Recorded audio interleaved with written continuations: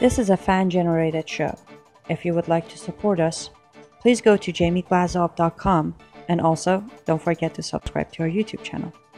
All your support is greatly appreciated. Good evening. Welcome to the Jamie Glazov Moment. Tonight, welcome to a feminist Muslim rape capital. Ladies and gentlemen, I'd like to dedicate and credit this moment to Daniel Greenfield and his article at The Point, which is his blog at Front Page Magazine, and it was titled Feminist Muslim Rape Capital of Europe Bans Distracted Boyfriend Meme. And so Daniel Greenfield is a great inspiration to me, and I get some wonderful ideas and reminders from his articles on what to be talking about on the Glazov Gang very often. So you got to go to frontpagemag.com and go to Daniel, well, of course, also read Front Page, but go to Daniel Greenfield's blog, The Point, at Front Page. It's just the best blog on the internet, in my opinion. What did Daniel Greenfield talk about in that blog? How important?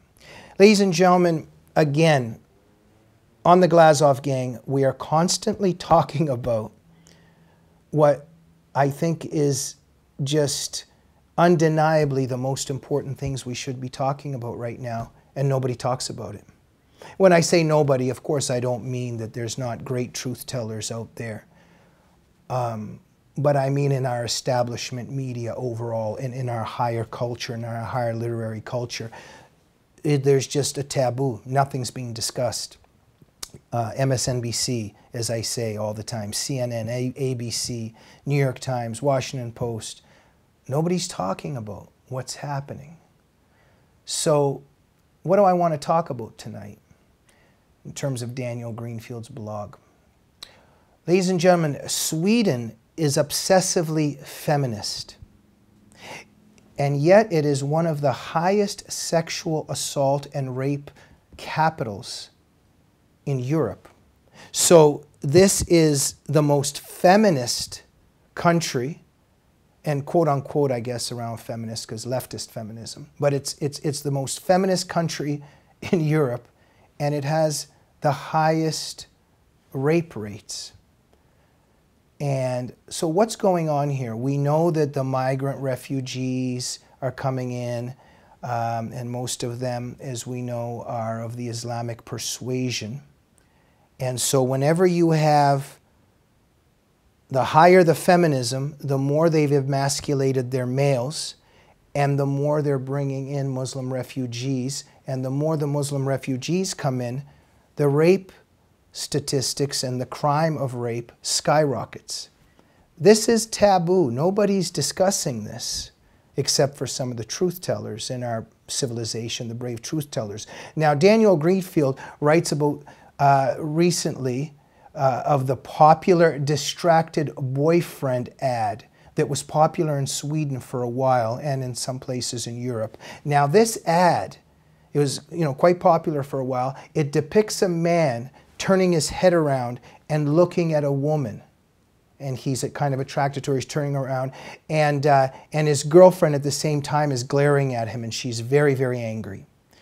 And so this particular ad was advertising something or whatnot. Now, Sweden, its Maoist censors got very upset about this ad, and they got rid of it. You're not going to see this ad anywhere anymore because the Swedish Maoist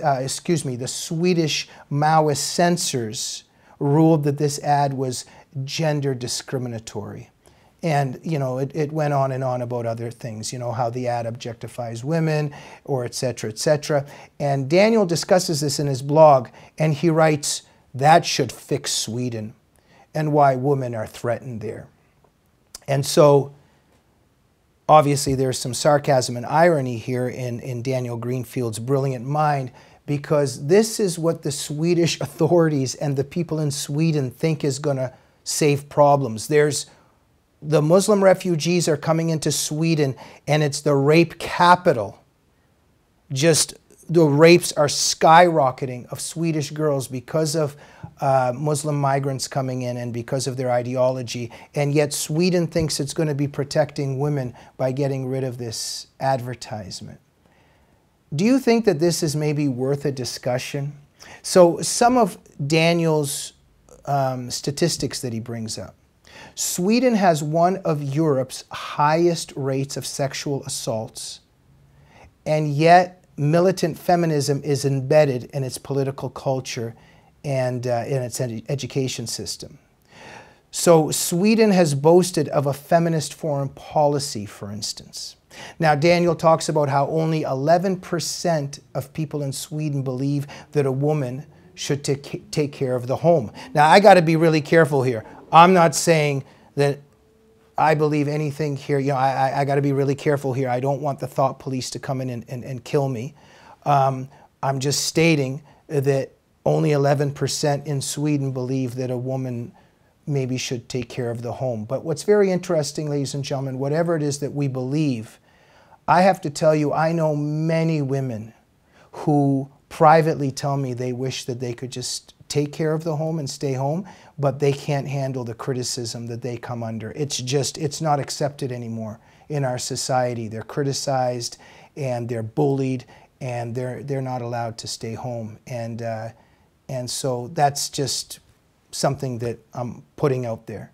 And you know, there maybe is a discussion that we could have of, can a woman decide just to be a mother and stay at home and take care of her kids and take care of her husband and not be bullied and not be demonized if she wants to live that life? That's all I'm asking. Okay, I don't want to put my own opinion, and I'm not saying that I don't believe that women shouldn't have careers, etc., etc. It's just interesting that only one opinion is allowed on this now, and anybody that thinks otherwise is just considered this awful, evil person. Now, only 10% of people in Sweden believe that it's a man's job to support his family. And so these are just the statistics of what's happening in Sweden.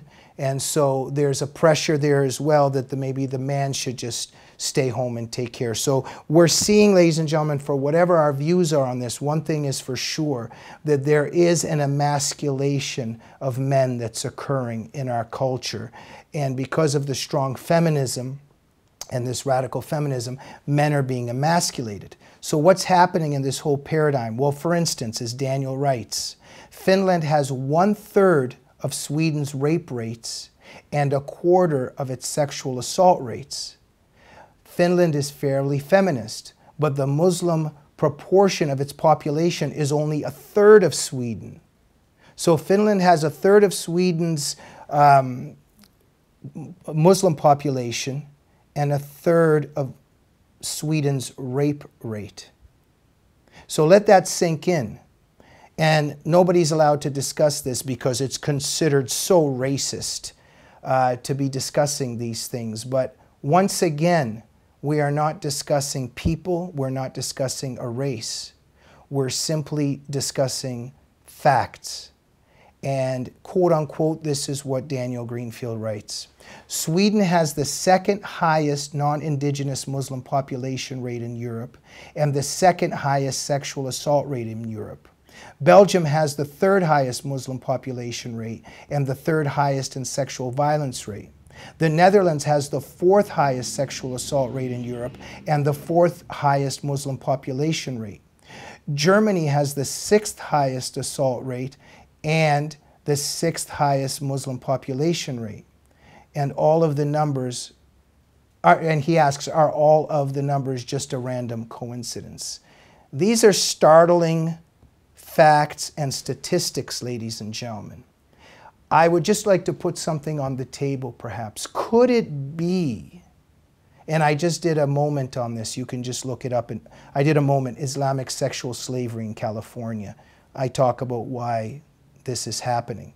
But in terms of everything that I've just discussed and that Daniel Greenfield is writing about, could it be that Surahs 4:3 and 33:50, which sanction sexual slavery of the kafir, of the unbeliever, could this have anything to do with it? Could Surahs 24:31 and 33:59, and again, these surahs are from the Quran, could it be that Surahs 24:31 and 33:59 have anything to do with this? And those are surahs, by the way, which sanction and condone divinely the rape and sexual abuse of women who are not wearing the hijab. Could this have anything to do with what's happening? Why is this not being discussed in our culture? And why earlier what I brought up is not being discussed in our culture? There's something happening here, ladies and gentlemen. In Europe, where the feminists have emasculated their men and support the Muslim migrants coming in, the rape of women skyrockets. So one has to ask, how does feminism actually protect women? Could it be that feminism somewhere is harming women? And in the context of what we see in terms of the radical feminists and the leftist feminists opening up the gates in terms of who's coming into their environment and raping the women at a skyrocketing rate, how could this be happening? Why? Something's going on when feminists emasculate their own men, and the men in Sweden and Europe have been drastically emasculated by feminism. And yet then the gates open to the jihadists that come in and the rape jihad that comes in, and then women are being sexually assaulted and raped. What's happening here? The feminists that pretend that they're for women's rights are creating a situation where women are being raped at skyrocketing levels. The German leftist activist and pro-refugee Rebecca Sommer has admitted that she made a mistake. Look up her name, Rebecca Sommer. And she's admitted that she made a mistake. She was very, very pro-refugee. She was this big leftist. And then all of a sudden, she's admitted that they've made a mistake, and she's made a mistake in terms of her wide-eyed leftist attitude. And it's just an incredible interview with her and everything that she's discussed, where a leftist finally wakes up in terms of being so, you know, everybody's equal, and Islam is beautiful, and all cultures are the same. And all of a sudden, a certain force comes into her country that she you know, supported letting in, and all of a sudden she notices that these people that are part of this particular ideology just look down at her and think that she's only worthy of being sexually enslaved and raped. Could there be some kind of death wish in the left? Could there be some kind of death wish in leftist feminism? Ladies and gentlemen, in my new book, Jihadist Psychopath, I unveil how all of this works. I unveil how the left is in league with Islamic supremacism, and how the left and the members of it are actually engaged in suicide.